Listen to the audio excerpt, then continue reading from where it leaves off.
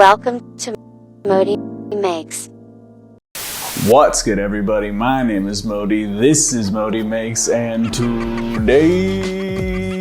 I'm going to be working on a commission that I got for an abstract landscape piece. Now, I know y'all who watch this channel all the time know that I don't do a ton of landscape work in my pieces, but I have done some, whether it be an element in a painting that's further in the background with characters in the foreground, or even less often the main entirety of the piece. However, my client had seen my artwork and reached out to me and thought I would be able to do a good job on this piece that they wanted for themselves. They have this farm that I guess they're regrettably having to sell, and on this farm there are these two old kind of dilapidated barn buildings that they sent to me as a concept for the image because they wanted to immortalize this landscape for themselves when they're not able to visit it in the future. High stakes. But being that they had seen my work and they reached out to me, I let them know. I was like, you know, this isn't really what I normally do, and I just want to know like what direction you guys wanted me to take it in, and they said to go crazy with it. In my classic style, I went real crazy with it at the start, and I sent them this image of these two snails wearing these barn buildings as their shells, crawling across this really surrealistic landscape of cliffs and clouds with a nice sunset beaming through the middle of the clouds on the top layer. I sent that over to them and they responded being like, I like it, but I really want them to be the barns on their own. That's kind of the whole point of this. So, you know, just dial it back a little bit, Modi. And I get that.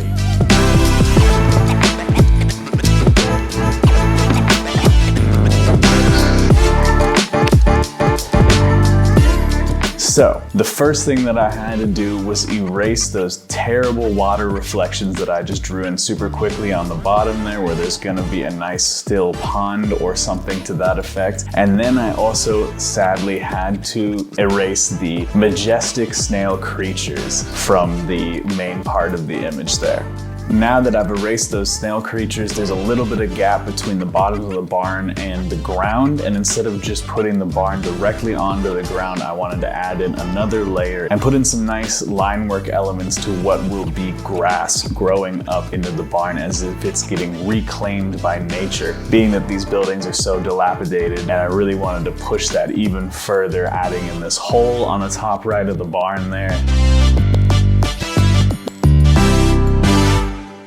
And in that hole and on the roof of the barn, I also added in some moss to add to this being reclaimed by nature theme that I have going on in this image. Now I'm gonna pull back up that image of the barn that they sent me and color select from that barn to add in the initial flat layers to the colors of the barn and to the colors of the grass down below. I also wanted to add in some extra layers of kind of scratchy line work onto the barn to really hammer home this idea of it being run down and decaying, giving it that extra layer of chipped paint and just gnarly texture to it. And then I'll flat in some of the colors for the sky and the sun and the clouds on the top. From there, I'll move down to flatting in the colors for the cliffs, which I'm going to be using an array of reds and oranges and earthen tones and greens that I think will stand out from the pinks and the lighter blues of the clouds in the sky that I have above there. And from there, I'll quickly add in some flatted, sort of painterly textured colors to the water as reflections for the buildings, starting off with those shadow colors. And being that this is an abstract landscape, I wanted to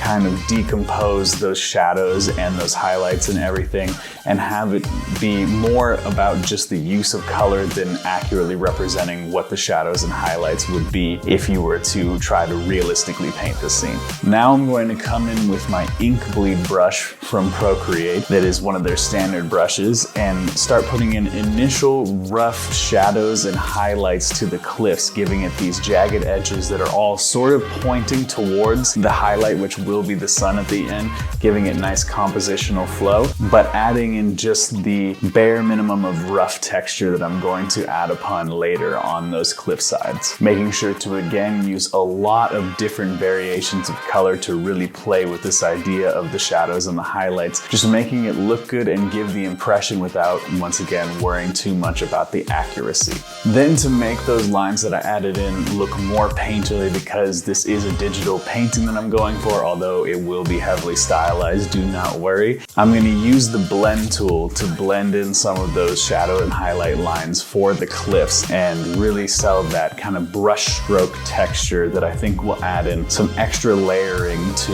the rough rocky texture that I'm going to be going for in the end here. And once I have those elements entirely blended in, I'm going to come back in with a third shadow layer for all the cliffs using a charcoal brush to maintain some of that initial texture without blending it in and keep a little bit more stippling sort of detail that I think will allude to those rougher textural details. So I like the colors that I used for these initial flats and some of the work that I had done, but I didn't feel like they were quite getting the depth that I was going for, and I thought that maybe they weren't quite the right hue and the contrast felt a little off. So I quickly went through and messed with the hue, saturation, and brightness settings for the entire color layer to see if I could settle on something I liked a little bit more, and I changed them ever so slightly, and I felt like it added a lot to the image overall, but that no one besides myself would actually be able to tell I did, but it meant a ton to me, so.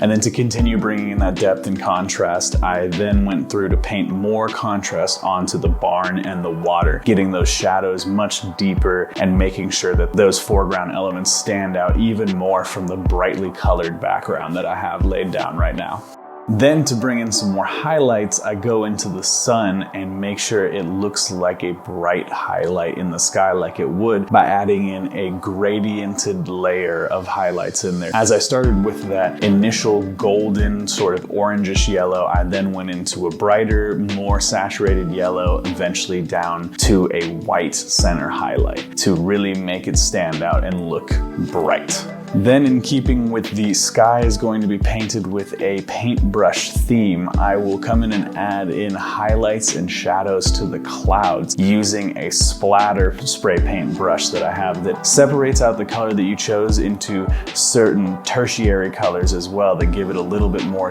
depth in the painting, as you're not just using one flat color to initiate the highlights and the shadows. And as the clouds go farther away, they get more of that golden glow, and as they come closer, they get more of a bright white highlight. And then with the shadows, it's generally the colors of the flat but turned more towards a blue part of the spectrum and obviously darkened and desaturated. And then that's painted in with a very rough charcoal brush to maintain that same sort of texture that you get from the highlights, but without having that separation of color and giving it more of a desaturated feel on the shadows and a higher saturation on the highlighted areas. Then, because the clouds really made me notice how flat the sky elements and the stratosphere clouds on the top felt, I just quickly went in and added some really subtle texture to them. I didn't want to add in too much because then it would feel too busy and they would stand out more, and if you add in just a little bit of texture, they sit further into the background and give a sense of that depth. Now, even at this point, I was still struggling with this feeling of low contrast in the image and this feeling that the barn buildings in the foreground weren't really standing out as much as they needed to. And I felt like part of the problem was that I had this second layer of clouds between the cliffs and the foreground elements that I wanted as this nice atmospheric effect, kind of splitting up the image into these bands of higher and lower saturated and brighter and darker areas. And initially I wanted to play with some atmospheric effects, making those clouds that are closer to the foreground more saturated, but it also made them darker and made them stand out less from the barn buildings. So I decided that a better idea would be to use those similar flats that I had used for the clouds above, making those clouds and these clouds more harmonious and making it more obvious that these are low-lying clouds and or fog, and then also creating greater contrast between the buildings and the foreground elements and those clouds right in behind them. Then I went in with some simple texture brushing on the water to make it look more like water texture and not just kind of smeared around paint that has the same reflection colors as the elements in behind them, just to sell a little bit of that subtle waviness in the water and a little bit more of that true reflection index that you would get off of water without going too realistic with it. Then as my final trick, I will go through all the cliff layers again and add in a very subtle but highly detailed line work on top of all of them to really push out that idea of these being rocky textures and jagged cliffs, really playing with the way that the paint fell as I spread it before and turning those into different layers of the cliffs, different facets of the sides of the rock, and making it stand out even more from the cloud elements that don't have a ton of line work, just further pushing that contrast and also bringing in more and more texture into the painting, and just playing around even more with all of the different elements while keeping that illustrative feel and still having the painted in colors and lights and shadows.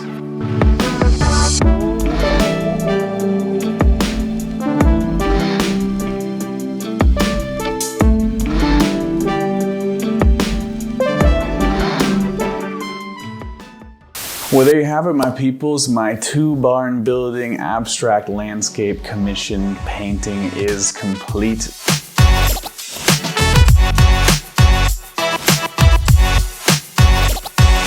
For how many new things I tried for this piece, I'm really happy with the results actually. I feel like I've found a few new tricks that I might actually use in a lot of my work coming up, and I feel like it really pushes my style in a different direction that is equally as fun to look at, beautiful, colorful, and illustrative.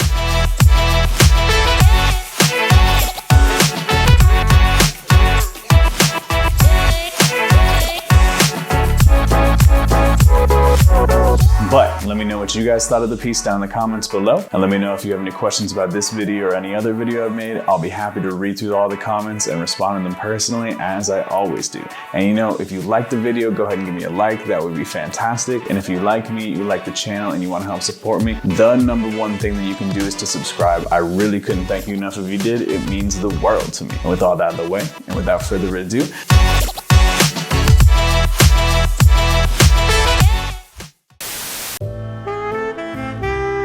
Thanks for watching.